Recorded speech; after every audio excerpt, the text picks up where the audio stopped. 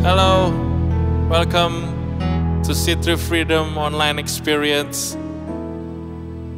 Saya percaya dimanapun kita berada, we're bringing you worship from home to home. Dimanapun kita berada saat ini, kondisi seperti ini pun, saudara yang menyaksikan tayangan ini, saya percaya bisa memberkati dan sama-sama kita puji Tuhan. Karena Tuhan itu baik dalam kehidupan kita. Filipi 4 ayat 4 mengatakan bahwa bersukacitalah senantiasa dalam Tuhan. Sekali lagi ku katakan, bersukacitalah. Mari kita puji Tuhan karena Dia baik. Haleluya.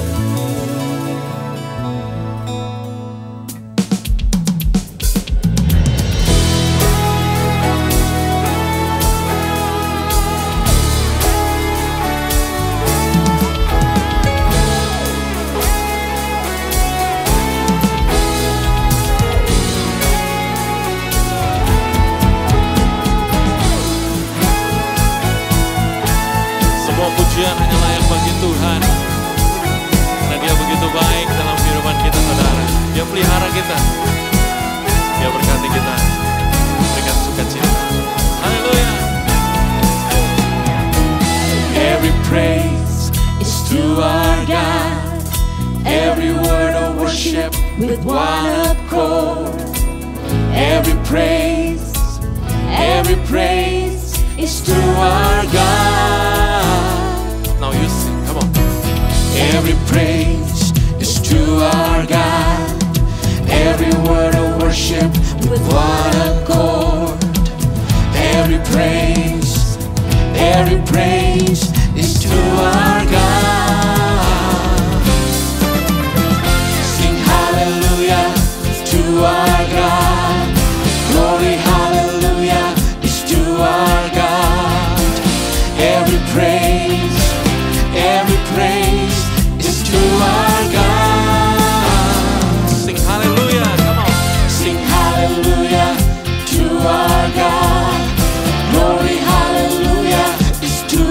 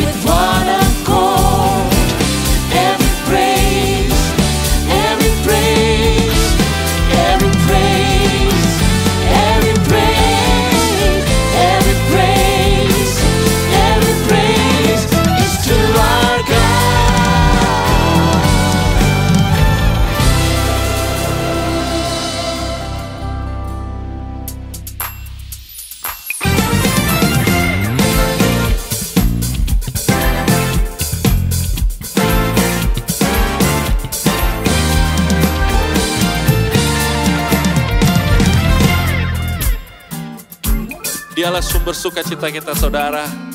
Apapun yang kita alami, percayalah Tuhan menyertaimu.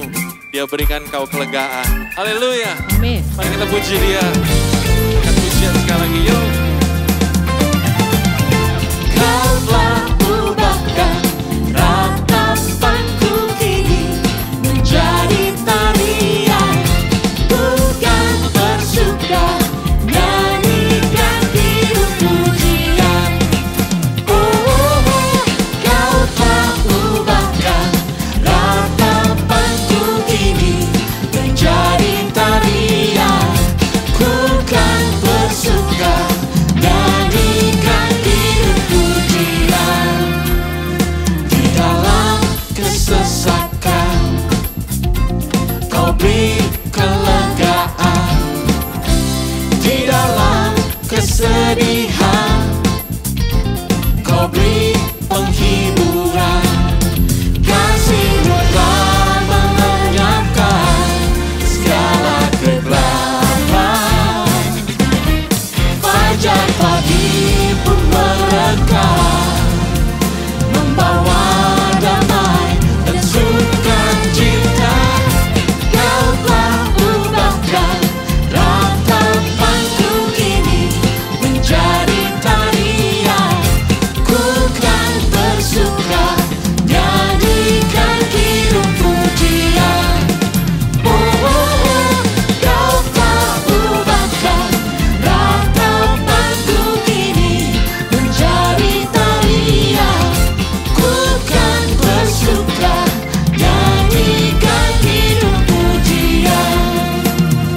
Di dalam kesesakan kau beri kelegaan, di dalam kesedihan kau beri penghiburan.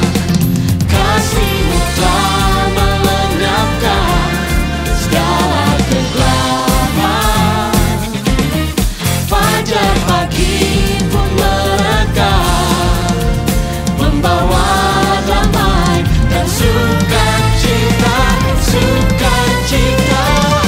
Kau telah ubahkan ratapanku kini menjadi tarian, ku kan bersuka, nyanyikan hidup pujian. Oh, kau telah ubahkan ratapanku kini menjadi tarian, ku kan bersuka, nyanyikan hidup pujian.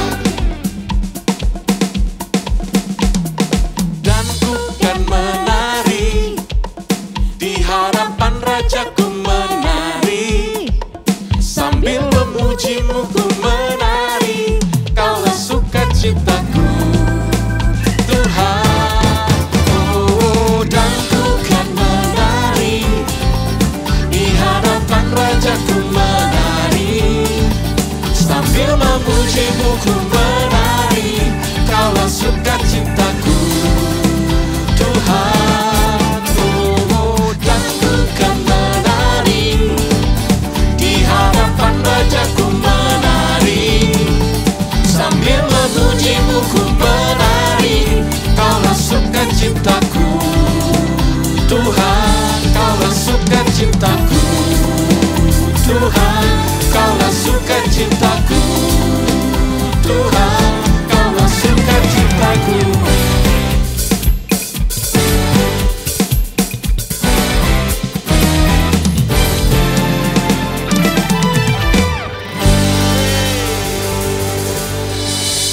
Terima kasih Tuhan.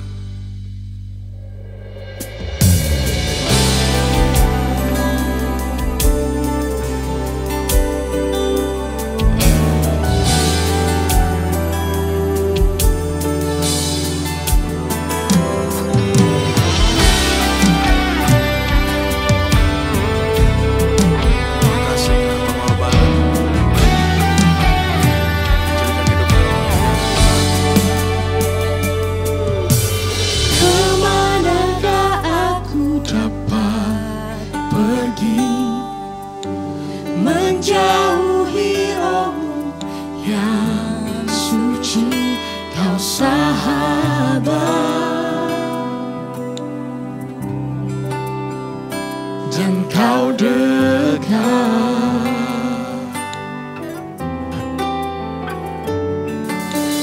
Bahkan seluruh pengabdianku tak bisa membalas kesetiaanmu, sungguh mulia dan berharga, sungguh besar pengorbananmu bagiku, terlalu dalam untuk dimengerti, sungguh besar, sungguh indah yang Kau pikirkan tentangku, tak terselami bagiku, sungguh indah.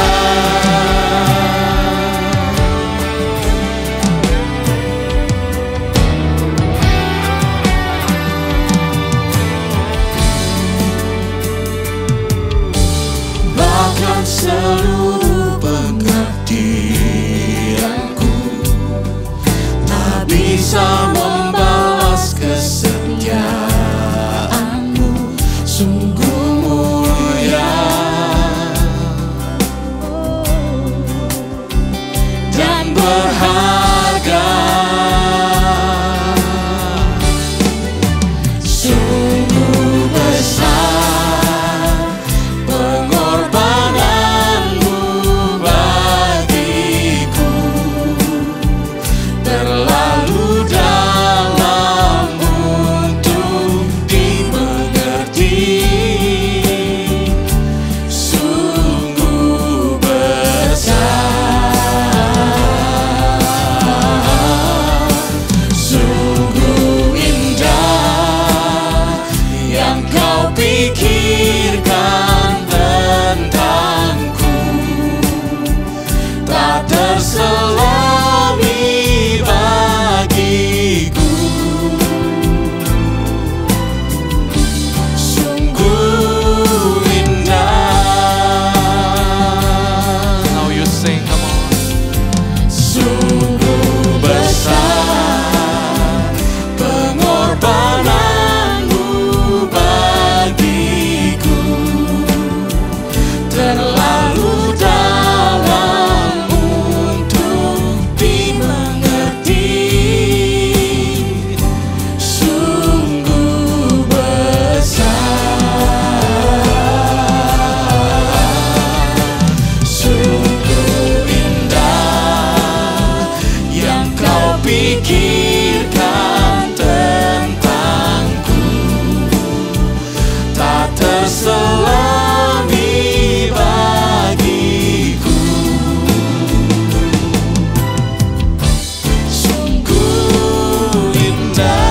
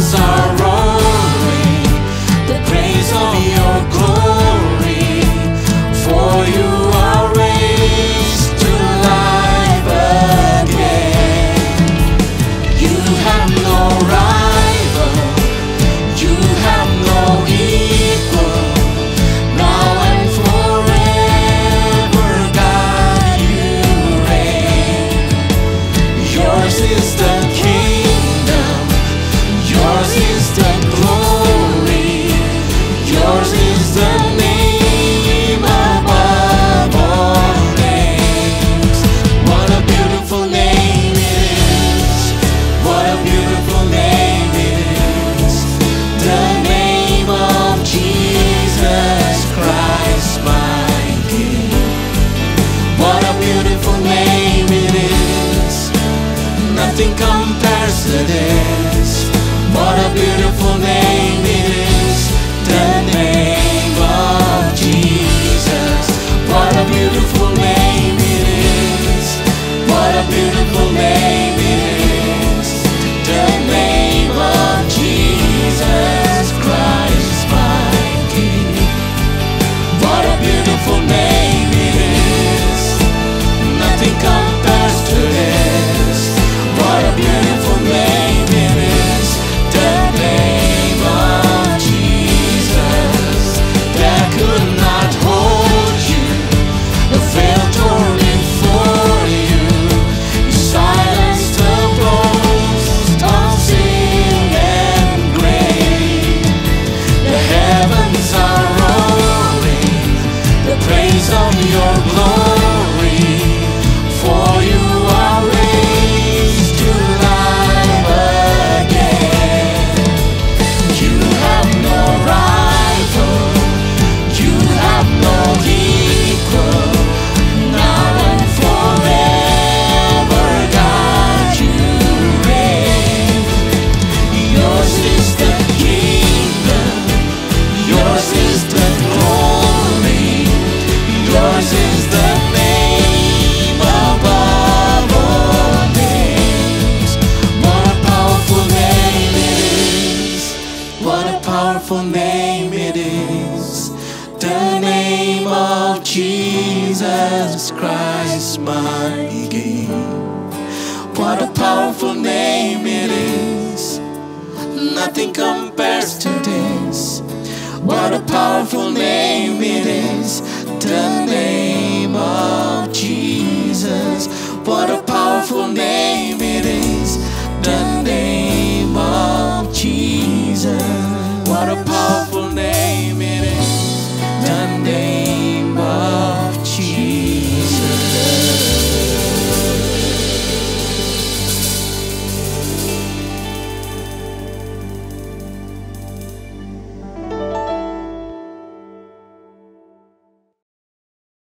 Shalom, salam damai sejahtera untuk jemaat C3 Freedom yang dikasihi Tuhan. Berjumpa dengan saya, ini perjumpaan kita yang pertama. Ya, itu sebabnya izinkan saya memperkenalkan diri saya. Nama saya Jeffrey Rahmat dari JPCC Jakarta. Pertama-tama saya juga ingin mengucapkan terima kasih saya kepada Pastor Michael Tenggala dan seluruh leadership team di C3 Freedom. Ya, buat kesempatan yang diberikan kepada saya untuk berbagi kebenaran firman Tuhan kepada kalian semua di online service kalian di minggu ini. Ya, saya berharap kalian semua diketemukan dalam keadaan baik, sehat, dan tetap mempunyai semangat di tengah pandemik dan PSBB ini. Ya, saya diberitahu bahwa tema yang sedang kalian bahas di bulan ini adalah tentang power atau tentang kuasa yang untuk mengalahkan dunia. Saya berusaha untuk menambahkan kepada apa yang sudah diajarkan selama ini, dan saya berdoa supaya apa yang saya bagikan kepada kalian semua akan memperlengkapi kalian dalam menghadapi musim-musim yang seperti ini.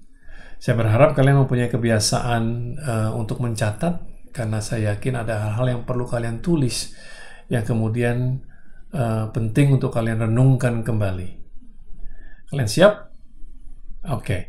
Saya akan mulai dari surat Rasul Paulus kepada Timotius dalam 2 Timotius 1 ayat yang ke-7. Paulus katakan demikian kepada Timotius, sebab Allah memberikan kepada kita bukan roh ketakutan, melainkan roh yang membangkitkan kekuatan, kasih, dan ketertiban. Timotius adalah seorang anak muda berpotensi yang dimentori oleh Paulus. Sudah dianggap seperti anak sendiri. Ya, Timotius ini datang dari keluarga orang-orang yang beriman. Neneknya dan ibunya adalah orang-orang yang dikenal oleh Paulus dan juga dikenal karena iman mereka. Nah, saya yakin Paulus tidak akan menuliskan kepada Timotius bahwa Allah tidak memberikan roh ketakutan kepadamu kalau Paulus tidak melihat adanya ketakutan dalam hidup Timotius. Takut itu biasa. Sebagai manusia kita semua pernah merasakan apa yang namanya takut. Takut itu adalah respons yang alami, respons yang natural, Ya, terutama pada saat kita merasa terancam atau pada saat kita menghadapi sebuah bahaya. Ya, rasa takut membuat kita kemudian jadi lebih berhati-hati, membuat kita mempersiapkan diri kita dengan lebih baik. Atau rasa takut membuat kemudian kita datang kepada Tuhan untuk meminta pertolongan Tuhan dan perlindungannya. Yang tidak boleh adalah kalau kita ini dikuasai oleh ketakutan. Karena pada saat kita dikuasai oleh ketakutan, maka ketakutan tersebut akan melumpuhkan kita, membuat kita jadi tidak berbuat apa-apa, diam saja. Nah, kalau kalian bertanya, apa sih yang Timotius takutkan? Bisa jadi karena kesehatannya. Karena 1 Timotius 5 ayat 23, Paulus menuliskan bahwa ada gangguan dalam pencernaan Timotius dan bahwa tubuhnya sering lemah. Bisa jadi juga karena sebagai hamba Tuhan yang masih muda, Timotius ini sering dianggap rendah, disepelekan oleh orang yang lebih tua, yang lebih berpengalaman mungkin. Bisa jadi Timotius direndahkan karena dia ini anak angkat ya dari seorang narapidana atau bekas narapidana. Itu sebabnya kalau kalian baca di ayat selanjutnya dalam 2 Timotius 1 ayat yang ke-8, Paulus katakan jangan kamu malu. Ya, bisa jadi Timotius juga takut gagal, khawatir kalau tidak bisa melakukan pekerjaan pelayanannya dengan baik. Apa kata orang nanti? Karena Paulus memperkenalkan Timotius sebagai anak rohaninya sendiri. Inilah anak didiknya sendiri. Bisa jadi beban di pundak Timotius sangat berat karena orang bisa saja dengan mudah membandingkan dia dengan Paulus, gurunya. Belum lagi takut tidak bisa mengikuti jejak iman daripada nenek dan ibunya. Jadi menurut saya bisa dimengerti mengapa Paulus berusaha untuk menolong anak didiknya untuk lebih percaya diri. Karena kata takut yang dipakai Paulus di sini diterjemahkan juga dalam bahasa Inggris sebagai timidity, yang artinya takut karena kurang percaya diri atau karena malu. Paulus mengingatkan Timotius bahwa Tuhan tidak memberikan kepadamu roh ini atau tidak memberikan kepadamu ketakutan yang seperti ini. Kata ketakutan ini juga diterjemahkan dengan kata cowardice, yang artinya takut karena kecil hati atau kecut hatinya. Digambarkan seperti seorang yang melarikan diri dari sebuah pertempuran. Dalam Amsal 28 ayat yang pertama katakan, orang fasik lari walaupun tidak ada orang yang mengejarnya. Tetapi orang benar merasa aman seperti singa muda. Yang saya senang tentang Rasul Paulus ini, bahwa dia bukan orang yang suka menunjukkan masalah saja, tetapi Paulus juga memberikan jalan keluar pada saat yang bersamaan. Banyak orang yang cuma ahli dalam menunjukkan masalah tanpa memberikan solusi. Ya, saya selalu mengingatkan teman-teman yang berada satu tim dengan saya, tolong jangan datang bawa masalah saja. Apalagi kalau kalian datang kepada saya bawa masalah yang sudah saya tahu sebelumnya. Tapi datanglah juga dengan usulan, datanglah juga dengan jalan keluar. Ya.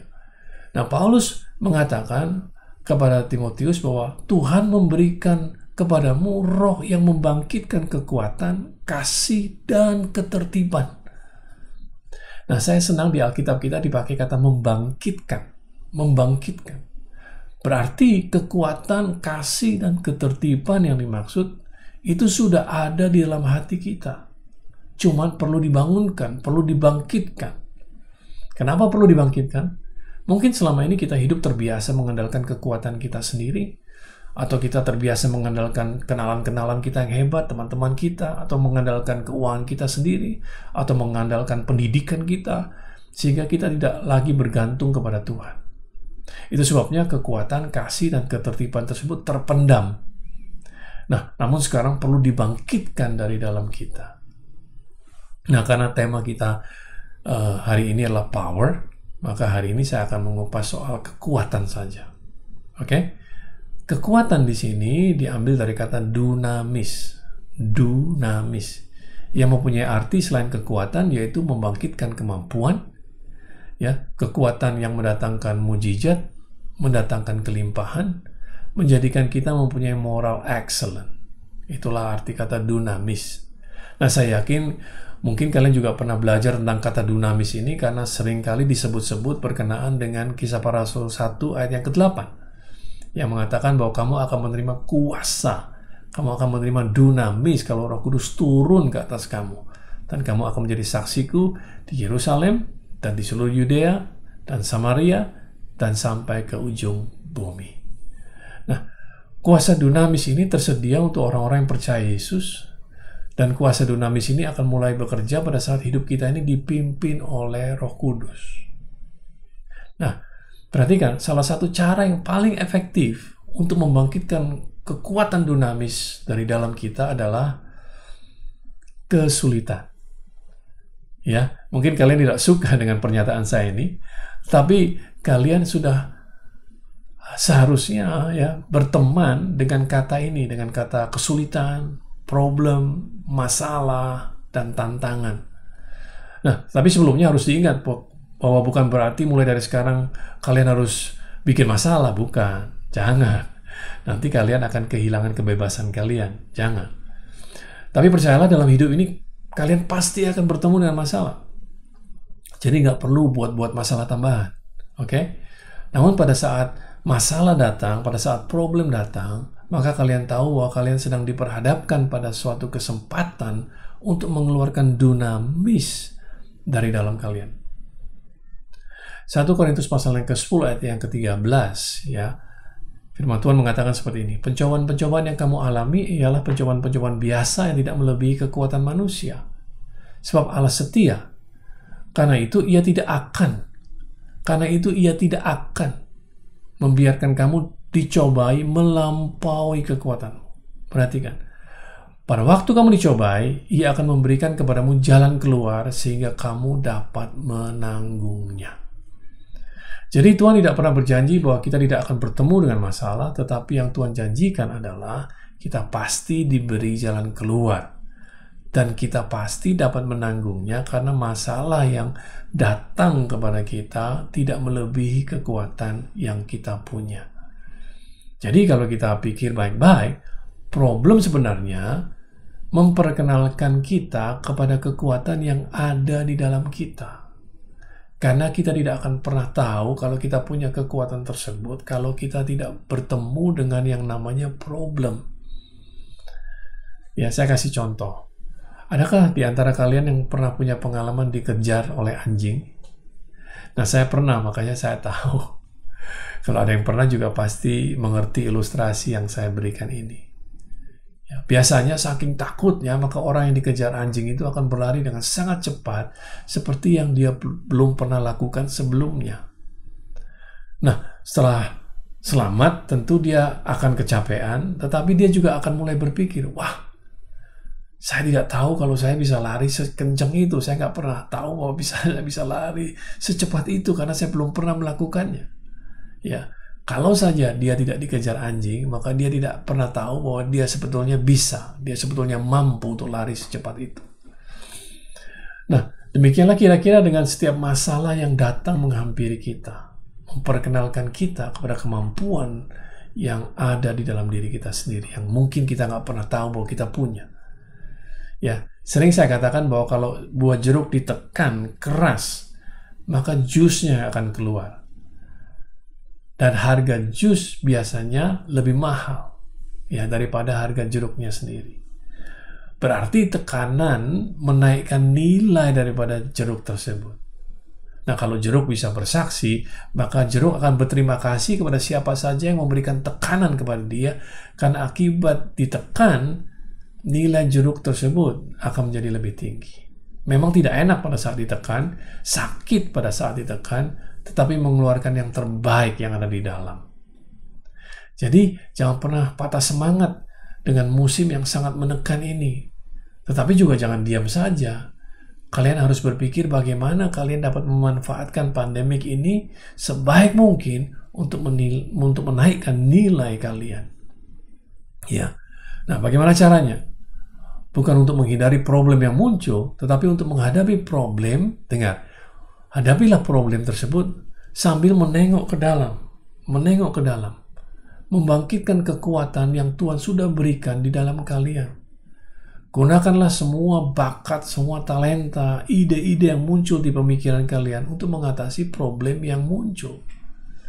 Nah, saya sering katakan bahwa masa depan kita bukan berada di depan kita, tetapi masa depan kita ada di dalam kita. Nah, Saya kasih contoh, kalau kita ambil benih dari buah apa saja, maka masa depan benih itu ada di dalamnya. Semua yang benih itu perlukan untuk masa depannya ada di dalam benih itu sendiri. Itu yang dinamakan potensi. Potensi itu adalah kekuatan. Nah, cuman benih itu harus jatuh di tanah yang subur, di tanah yang tepat. Nah, itu sebabnya mengapa lingkungan sangat penting. Siapa di sekitar kalian sangat penting, karena lingkungan ikut menentukan apakah potensi kalian keluar atau potensi kalian tetap terkubur di dalam. Nah, sama seperti benih, kalau benih itu jatuh di jalanan, maka tidak peduli seberapa bagus kualitas benih tersebut, maka benih tersebut tetap benih, tetap kecil, dan tidak berubah menjadi besar, tetap insignifikan. Itu sebabnya Paulus katakan dalam 1 Korintus 15 ayat 33, katakan, janganlah kamu sesat, pergaulan yang buruk merusakkan kebiasaan yang baik. Saya pernah temukan orang yang tadinya cemerlang dalam karir, cemerlang dalam bisnis, bahkan baik dalam pelayanannya kepada Tuhan, kemudian menjadi rusak karena berada di lingkungan yang keliru. Namun sebaliknya, banyak juga orang-orang yang sepertinya tidak mempunyai masa depan, namun kemudian karena satu dan lain hal, mereka mengambil keputusan untuk pindah, berada di lingkungan yang berbeda, dan kemudian orang tersebut mulai meraih keberhasilan. Jadi lingkungan sangat penting di mana kita berada. Ya, sekarang mari kita belajar dari Adam, manusia yang pertama. Kejadian pasal yang kedua ayat yang ke-7, Alkitab berkata seperti ini. Ketika itulah Tuhan Allah membentuk manusia itu dari debu tanah dan mengembuskan nafas hidup ke dalam hidungnya. Demikianlah manusia itu menjadi makhluk yang hidup. Nah, di sini kita dapatkan bahwa Tuhan mengembuskan nafasnya sendiri, mengembuskan keberadaannya sendiri ke dalam Adam. Adam diperlengkapi oleh Tuhan. Ya, kita tahu bahwa Adam diciptakan serupa dan segambar dengan Allah, karena kita baca dari Alkitab. Tapi yang menjadi pertanyaan, bagaimana Adam tahu bahwa dia diciptakan serupa dan segambar dengan Allah? Nah, saya senang kalau kalian bertanya, bagaimana dia bisa tahu? Mari kita baca cerita selanjutnya dalam Kejadian pasal yang kedua, ayat yang ke-15. Tuhan Allah mengambil manusia itu dan menempatkannya dalam Taman Eden untuk mengusahakan dan memelihara taman itu. Perhatikan, untuk mengusahakan dan memelihara taman itu. Nah, bayangkan, perintah pertama yang Tuhan berikan kepada manusia atau pada Adam adalah untuk mengusahakan dan memelihara taman yang Tuhan buat. Nah, saya tidak tahu apa yang kalian pikirkan, tetapi Eden adalah taman buatan Tuhan sendiri, bukan buatan tukang kebun atau tukang tanaman. Nah, menurut kalian, teman-teman yang ada di C3 Freedom, apakah Taman Eden itu bagus atau jelek? Atau apakah menurut kalian Taman Eden itu bagus atau bagus banget? Tuhan adalah Tuhan yang sempurna, Tuhan adalah Tuhan yang indah, Tuhan adalah Tuhan yang excellent, dan Tuhan membuat sebuah taman. Bisa bayangkan nggak? Nah, kalau saya bayangkan Taman Eden itu pasti majestic, indah luar biasa, dan menakjubkan. Nah, perhatikan, sekarang Adam, Tuhan taruh di situ dan dikasih pekerjaan. Dan bukan cuma pekerjaan sembarangan, ini pekerjaan yang tidak mudah buat Adam. Adam bukan cuma sekedar disuruh memelihara taman tersebut, sebab memelihara itu masih lebih mudah karena hanya mempertahankan apa yang sudah ada. Tetapi perintah Tuhan yang pertama bukan memelihara, melainkan mengusahakan taman tersebut. Apa artinya? Ya, dalam bahasa Inggris dikatakan to cultivate, to tend. Artinya untuk mengembangkan, to develop, untuk mengusahakan agar taman itu menjadi lebih baik lagi. Waduh, apa bisa? Bagaimana mungkin? Bayangkan, ini bukan taman buatan manusia, tetapi buatan Tuhan. Tuhan yang buat taman ini. Tapi Tuhan juga yang kasih perintah kepada Adam, manusia yang dia ciptakan, untuk membuat taman itu menjadi lebih baik lagi. Nah, kita juga tidak dapati bahwa Adam protes sama Tuhan dan bilang, mana mungkin lah, saya tidak punya pengalaman, taman sebegini besar, mana mungkin saya kerjakan sendirian. Bagaimana menurut pendapat kalian? Kenapa dia nggak protes? Pertama, catat ya. Pertama, kita perlu tahu kalau Tuhan tidak mungkin memberikan perintah kalau Tuhan tahu Adam tidak bisa melakukannya. Yang kedua, Tuhan tidak akan memberikan perintah kalau Tuhan belum melengkapi Adam lebih dahulu. Sama seperti guru yang baik tidak akan memberikan ulangan kalau bahannya belum pernah dia bahas, belum pernah dia ajarkan lebih dahulu kepada murid-muridnya. Guru aja begitu, apalagi Tuhan. Dia bukan Tuhan yang iseng. Yang ketiga, perintah ini membuktikan bahwa apa saja yang Tuhan berikan kepada kita, sebagaimanapun indahnya yang Dia berikan, kita selalu mampu membuatnya menjadi lebih baik lagi. Itulah kehebatan manusia. Karena kita diciptakan serupa dan segambar dengan Allah. Kemampuan yang Tuhan berikan kepada Adam adalah kemampuan yang sama yang Tuhan berikan kepada kalian dan kepada saya. Kalau kalian mau bukti, saya kasih contoh lain lagi. Contohnya ya, sewaktu Apple atau Samsung katakanlah mengeluarkan model handphone yang terbaru, mereka bilang seperti ini, inilah produk terbaik yang pernah mereka keluarkan. Tetapi kenyataannya di tahun berikutnya, mereka keluarkan handphone yang lebih canggih lagi daripada produk sebelumnya. Padahal di tahun sebelumnya mereka katakan bahwa handphone itulah yang terbaik yang pernah mereka buat. Apakah mereka bermaksud bohong? Apakah mereka menipu kita? Sama sekali tidak. Itu cuma membuktikan bahwa kemampuan yang Tuhan berikan kepada manusia. Pada saat manusia diberi kesempatan ya untuk membuat lagi, pada saat manusia diberi kesempatan dan ada kemauan, maka manusia selalu dapat membuat yang lebih baik lagi daripada sebelumnya. Jadi pada saat Adam mengerjakan perintah Tuhan untuk mengusahakan dan memelihara Taman Eden, sebenarnya Adam sedang mengenali kemampuan dalam dirinya sendiri. Nah, tidak cukup sampai di sana. Kemudian dalam Kejadian 2 ayat 19, firman Tuhan mengatakan, lalu Tuhan Allah membentuk dari tanah segala binatang hutan dan segala burung di udara, dibawanyalah semuanya kepada manusia itu untuk melihat bagaimana ia menamainya. Dan seperti nama yang diberikan manusia itu kepada tiap-tiap makhluk yang hidup, demikianlah nama makhluk itu.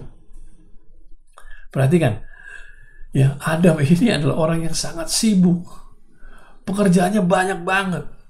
Ya, Adam bahkan punya pekerjaan lebih dulu sebelum dia ketemu dengan istrinya. Saya ulangi, Adam punya pekerjaan lebih dahulu sebelum dia ketemu dengan wanita yang kemudian menjadi istrinya. Mungkin ada yang perlu dengar kebenaran ini ya. Ini penting soalnya. Ya. Nah, bayangkan, tidak ada komputer. Belum ada pensil atau kertas untuk mendata. Dan binatangnya ribuan. Tetapi Adam dapat melakukan semuanya dengan baik. Perhatikan, tanpa bantuan Tuhan sama sekali. Tuhan bahkan setuju saja dengan setiap nama yang Adam berikan. Demikianlah nama tersebut. Tuhan cuma memperhatikan dari jauh, menikmati seakan-akan ya, bagaimana Adam bekerja. Dan Tuhan sama sekali tidak terkejut dengan kemampuan yang Adam punya. Mengapa? Karena Tuhan sendiri yang menanamkan kemampuan tersebut dalam diri Adam. Ya, bisa jadi Adam yang terkejut karena ternyata dia mampu melakukan semua yang Tuhan perintahkan dengan baik. Nah, tetapi kalau Tuhan tidak pernah memberikan perintah, dan kalau Adam malas tidak mau bekerja, maka Adam tidak pernah mengetahui kemampuan yang ada di dalam dia. Itu sebabnya saya selalu katakan bahwa perintah Tuhan itu bukan untuk keuntungan Tuhan. Perintah Tuhan itu untuk keuntungan kita, untuk keuntungan manusia. Ingat ini baik-baik. Ya. Jadi, pertama, Tuhan tidak mungkin memberikan perintah kalau Tuhan tahu bahwa kita tidak bisa melakukannya. Ya. Kedua, tadi apa? Tuhan tidak akan memberikan perintah kalau Tuhan belum melengkapi kita lebih dahulu. Ketiga, apa saja yang Tuhan berikan kepada kita, kita selalu bisa buat lebih baik lagi. Ini yang menyebabkan mengapa pernikahan itu seharusnya menjadi sesuatu yang sangat menyenangkan. Saya dan istri saya menikmati pernikahan kami, karena kita selalu bisa membuatnya menjadi lebih baik lagi. dengan berjalannya waktu. Jadi waktu kita menengok ke belakang, kita lihat, wow, kita maju, kita progres demikian besar dalam berjalan dalam kemuliaan kepada kemuliaan yang berikutnya. Saya berharap kalian belajar sesuatu hari ini. Itu sebabnya jangan minta supaya hidupmu mulus dan tidak pernah bertemu dengan masalah. Saya tidak pernah lupa saya bertemu dengan seorang ibu seusai pelayanan saya di Bandung, dan dia datang minta untuk didoakan. Kemudian saya tanya kepada ibu ini, Bu, apa yang perlu saya doakan? Jawabannya seperti ini, doakan aku supaya aku tidak punya masalah lagi seumur hidupku. Saudara ketawa, tapi itulah yang dia minta. Terkadang kita nggak sadar akan apa yang kita minta. Saya bilang, Bu, maaf. Bukannya saya nggak mau berdoa, tapi apakah ibu siap? Karena hanya orang meninggal yang tidak punya masalah. Kemudian dia katakan, oh, bukan itu yang saya mau, bukan itu yang saya mau. Jadi jangan takut menghadapi masalah, tapi juga jangan cari-cari masalah. Nanti kan datang sendiri masalah tersebut. Namun apabila dia datang, jangan marah, jangan ngomel, sebab bisa jadi ada Tuhan di balik datangnya masalah tersebut. Karena masalah itu datang bertujuan untuk memperkenalkan kalian dengan kemampuan yang Tuhan sudah berikan dari dalam diri kalian. Dinamis yang tersembunyi dalam diri kalian harus dibangkitkan. Ya, kemampuan tersebut bisa dalam bentuk talenta, bakat, ide, mimpi, visi. Ya, jadi ingat, di balik setiap permasalahan selalu ada maksud Tuhan, dan di balik setiap permasalahan selalu ada upah, ada hadiah, ada uang. Begitu masalah selesai, selalu ada upah yang harus diberikan, selalu ada uang yang harus dibayarkan setelah menyelesaikan sebuah masalah. Bukankah kita harus bayar PLN setiap bulan karena mereka menyelesaikan masalah listrik buat kita? Bukankah kita harus membayar supir taksi pada saat mereka selesai mengantar kita, menyelesaikan masalah transport buat kita? Bukankah kita harus membayar restoran setelah mereka menyelesaikan masalah perut kita? Demikian juga dengan masalah yang berhasil kalian pecahkan, selalu akan ada upah yang menanti. Ada hadiah, ada uang. Dan semakin besar masalah yang kalian selesaikan, semakin besar pula upah yang akan menanti. Itu sebabnya tadi saya katakan di awal, jangan jadi orang yang cuma bisa mengenali masalah, tapi jadilah orang yang bisa menyelesaikan masalah. Jadilah seorang problem solver, seorang penyelesai masalah. Hari-hari ini ada begitu banyak masalah yang mengepung manusia. Bagaimana kalian mau melihatnya? Dengan takut dan gentar? Atau kalian mau melihat ke dalam, membangkitkan dinamis yang ada di dalam? Hanya orang-orang yang dapat melihat masalah sebagai kesempatan untuk maju yang akan menang dalam masa-masa seperti masa pandemik ini. Mereka akan keluar dari masa pandemik ini dengan jauh lebih baik, jauh lebih bernilai daripada sebelumnya. Saya pernah mendengarkan seseorang mengatakan demikian. Orang miskin itu selalu mendiskusikan uang, katanya. Orang kaya selalu mendiskusikan barang, sedangkan orang makmur selalu mendiskusikan ide. Wow, saya pikir benar juga ya apa yang dikatakan. Nah sekarang pertanyaannya, apakah kalian selalu mendiskusikan uang? Atau selalu mendiskusikan barang-barang, mana yang kalian mau beli, mana yang kalian mau punya, dan lain sebagainya? Atau kalian sibuk mendiskusikan ide? Nah, saya akan tutup dengan mengutip Yakobus 1 ayat 2-4. Dikatakan seperti ini. Saudara-saudaraku, anggaplah sebagai suatu kebahagiaan apabila kamu jatuh ke dalam berbagai-bagai pencobaan. Sebab kamu tahu bahwa ujian terhadap imanmu itu menghasilkan ketekunan, dan biarlah ketekunan itu memperoleh buah yang matang, supaya kamu menjadi sempurna dan utuh dan tak kekurangan suatu apapun. Bisakah saudara melihat ayat ini dengan cara berpikir yang diperbaharui sekarang?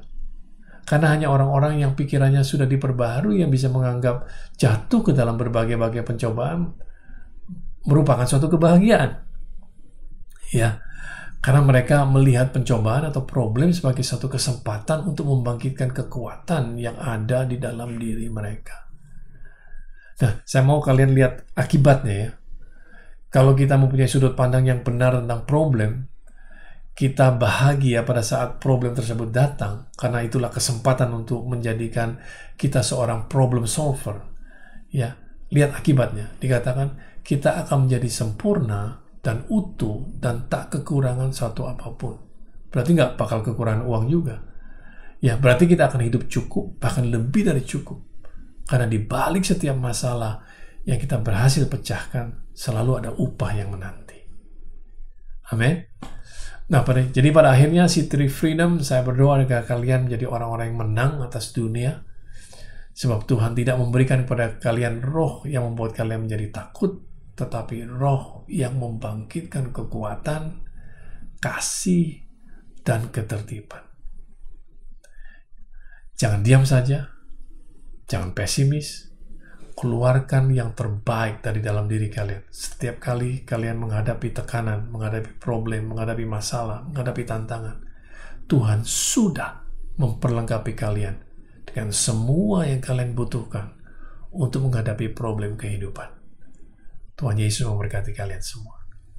Amin. Izinkan saya berdoa untuk kalian sebelum kita mengakhiri sharing hari ini. Mari kita berdoa. Tuhan Bapa kami di surga, terima kasih untuk firman-Mu. Terima kasih kalau kami diingatkan bahwa kami tidak diberikan roh yang membuat kami menjadi takut, tapi roh yang membangkitkan kekuatan, kasih, dan ketertiban. Terima kasih sudah memperlengkapi kami sedemikian rupa dengan semua yang kami butuhkan untuk menghadapi semua problem yang akan datang dalam kehidupan kami dan semua problem yang sedang kami hadapi. Selalu ada jalan keluar, dan Kau tidak mengizinkan kami dicobai melebihi daripada kekuatan kami sendiri. Aku berdoa buat teman-teman yang ada di C3 Freedom hari ini, supaya mereka mengerti kebenaran firman Tuhan ini, supaya kekuatan dinamis yang Tuhan sudah letakkan dalam diri mereka bangkit, dan Tuhan bangkitkan, sehingga mereka mampu menjadi pemenang-pemenang, dan membawa kemuliaan bagi nama Tuhan Yesus. Terima kasih Tuhan. Biar damai sejahtera Allah melampaui akal pikiran itu memelihara hati dan pikiran kami dalam Kristus Yesus.